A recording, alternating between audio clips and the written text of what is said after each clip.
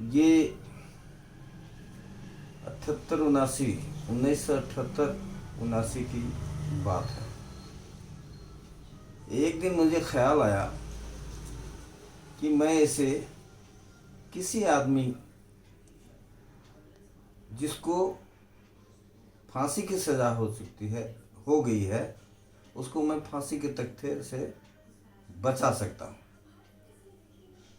तो मुझे अपने आप पर बहुत आश्चर्य हुआ कि ये मात्र एक ख्याली पुलाव है या वास्तव में आइडिया जो मुझे आया है उसे मैं कार्यान्वित कर सकता हूँ।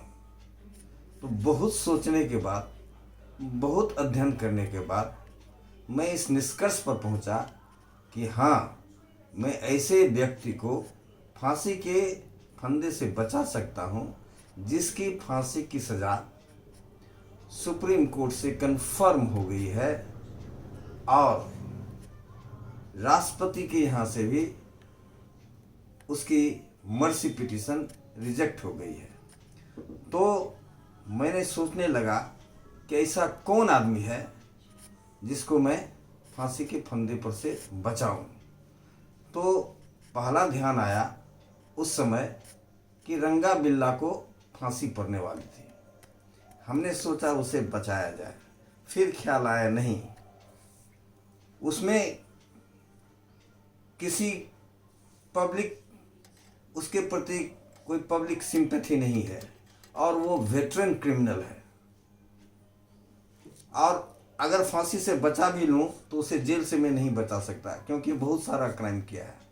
तो फिर और दूसरा कौन है जिसको सिर्फ फांसी की सज़ा हुई हो और जेल की सज़ा ना हुई हो? क्योंकि फांसी से मैं बचा सकता हूँ तो ऐसा नहीं कि उसको जेल में रख दिया जाएगा। ऐसा कौन है?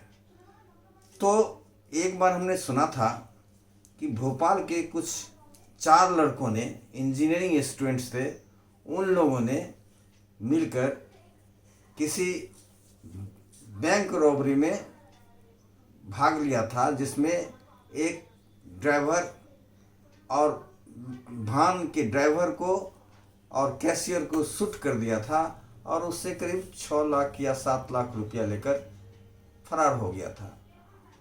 वो उसमें 4 लोगों में से एक को फांसी हुई थी और 3 को आजीवन कारावास। उसमें से एक सुनील बत्रा का नाम था जिसको फांसी की सज़ा हुई थी। तो मेरे दिमाग में आया कि ये एक तो इंजीनियरिंग स्टूडेंट थे और एक फर्स्ट ऑफेंडर होंगे। एक इम्पल्सिव मोमेंट में ऐसा उन्होंने सोच लिया होगा कि बैंक लूटना है, तो इसी को बचाना ठीक रहेगा।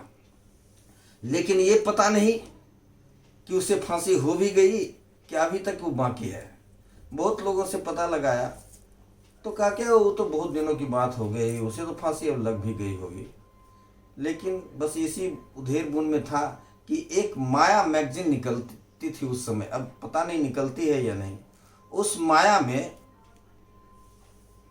उसमें सुनील बत्रा का फोटो था और उसमें लिखा हुआ था कि बाप के व्यापार पर राज्य करने के बजाय वो जेल की 4 दीवारी में सड़ रहा है। तो उसको मैंने बहुत गौर से देखा। एक तो ये कि अभी तक वो तिहाड़ जेल में है, दूसरा ये कि ये व्यापारी का लड़का है, पैसे वाले का लड़का है। तो हो सकता है उसको, उसके माँ बाप को एक ही बेटा हो, या अगर उसको मैं बचा दूंगा तो उसके माँ बाप कितने खुश होंगे। तो अभी तक जिंदा है, इस सोच करके मैं पटना से चला तिहाड़ जेल। पहली बार मैं दिल्ली गया था, शायद 79 की बात है। पहली बार मैं दिल्ली गया था, तिहाड़ जेल पहुंचा तो लोग कैदी से मिलने के लिए बहुत लोग खड़े थे। मैंने भी स्लिप लिख करके बढ़ा दिया था। सब लोगों ने अपने अपने कैदी से मिल लिया और मेरा नाम नहीं पुकारा गया। मैं बाहर में खड़ा था। तो उन्होंने सोचा कि भाई लगता है कि फांसी की सज़ा जिसको हुई उसे मिलने इसे नहीं दिया जाता है, उसके लिए स्पेशल परमिशन लेना पड़ता है या कोर्ट से हमको लेना पड़ेगा। जब तक मैं ये सब बात सोच रहा था तब तक पुकारा, अरे भाई कौन आए हैं सुनील बत्रा से मिलने के लिए। तो हम कहे कि हम आए, तो अभी तभी से नाम आपका मैं पुकार रहा हूँ, अभी तक आप आए नहीं। तो वो गेट खोल करके मुझे, और लोग तो बाहर से बात कर रहे थे, लेकिन वो मुझे गेट खोल करके अंदर ले गया एक रूम में और सुनील बत्रा से मिलाया। बड़ा यंग लड़का, स्मार्ट दिखने में था। तो मैंने उससे कहा कि मैं बिहार से आया हूँ, मैं आप के बारे में एक केस करना चाहता हूँ सुप्रीम कोर्ट में। तो तुरंत समझ गया, इंटेलिजेंट था वो। अपनी माँ का एड्रेस दिया, कोई सुंदर नगर मार्केट दिल्ली में है, कहा कि वहाँ मेरी माँ रहती है, वही केस देखती है मेरा, आप उनसे जाके मिलिए। तो पता लिख दिया। मैं जब गया तो उस सुंदर नगर मार्केट में उसका एक सुंदर सा एंटिक्स का दुकान था। तो मैंने पूछा कि भाई मैं सुनील बत्रा की मदर से मिलना चाहता हूँ। तो कहा कि हाँ अभी तो थी, सो बगल में गई है घर में खाने के लिए। तो हमने पूछा कि उसके मकान का नंबर पता, तो वो लिख करके दे दिया। फिर मैं गया उसकी माँ से मिलने के लिए उसके घर। तो उसकी माँ को कहा, माँ तो एकदम रोने लगी। कहा कि पता नहीं आप किस रूप में आए हैं, देवता के रूप में आए हैं या भगवान ने आपको भेजा है, किस रूप में आए हैं। तो मेरा विचार है कि चलिए मैं आपको ले चलता हूँ अपने सुप्रीम कोर्ट के वकील के पास, और मेरा विचार है कि आप दोनों ही आदमी मिल करके इस केस को लड़िए। हमने कहा कि नहीं, मैं जब भी लड़ूंगा तो अकेले लड़ूंगा, किसी दूसरे के साथ नहीं लड़ूंगा। और अभी मुझे उसकी जल्दी भी नहीं है, क्योंकि अभी सुनील बत्रा का रिव्यू पिटिशन अभी पेंडिंग है, और एक और पिटिशन पेंडिंग है, constitutional validity of death sentence. वो दोनों पिटिशन आप ख़त्म हो जाने दीजिए। जब दोनों खारिज हो जाएगा और जब उसको फांसी पड़ने लगेगा, जब दुनिया में कोई सहारा नहीं बचेगा, तब आप हमको याद कीजिएगा, आपके बेटा को फांसी के तख्ते पर से खींच लेगा। और मैंने उसके अपना एड्रेस लिख दिया, टेलीफोन नंबर दे दिया, और फिर मैं लौट करके पटना आ गया। और मैं इंतज़ार करने लगा कि कब उसका ये दोनों रिव्यू पिटिशन और कॉन्स्टिट्यूशनल वैलिडिटी का पिटिशन ख़त्म होगा, कब वो हमको बुलाएं, कब मैं जाऊंगा।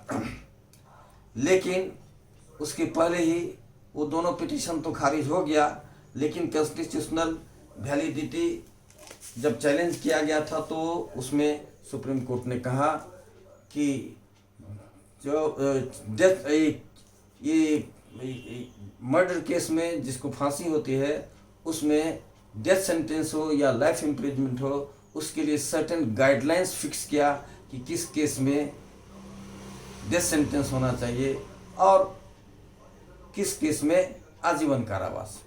अब उसमें डिटेल में अभी जाने की जरूरत नहीं है, क्योंकि वीडियो लंबा हो जाएगा, इसीलिए मैं शॉर्ट में कह रहा हूँ। तो सुप्रीम कोर्ट में फिर रिव्यू पिटिशन सुनील बत्रा की तरफ से पड़ा, ये कहते हुए कि जिस समय हमारा मर्सी पिटिशन नहीं, जिस समय हमारा रिव्यू पिटिशन रिजेक्ट हुआ था, उस समय इस सब बात को इस गाइडलाइंस के मुताबिक कंसीडर नहीं किया गया था। मेरा एज, मेरा फर्स्ट ऑफेंस या इस तरह की बातें, ये any chance of reformation in all that. तो फिर उसको सुप्रीम कोर्ट ने देखा, कहा कि हाँ ये बात तो इसका कहना ठीक है। जिस समय इसका रिव्यू पिटिशन खारिज हुआ था, इस सब बात को कंसीडर नहीं किया था, तो उस सब बात को फिर कंसीडर करके उसको आजीवन कारावास हो गया। तो 14 साल पहले भी जेल में रह चुका था, इसीलिए उस समय 14 साल में लाइफ इम्प्रिजमेंट होने पर 14 साल में लोग बाहर निकल जाते थे, इसीलिए सुनील बत्रा जेल से बाहर हो गया, क्योंकि आजीवन कारावास का समय गुजर चुका था। धन्यवाद।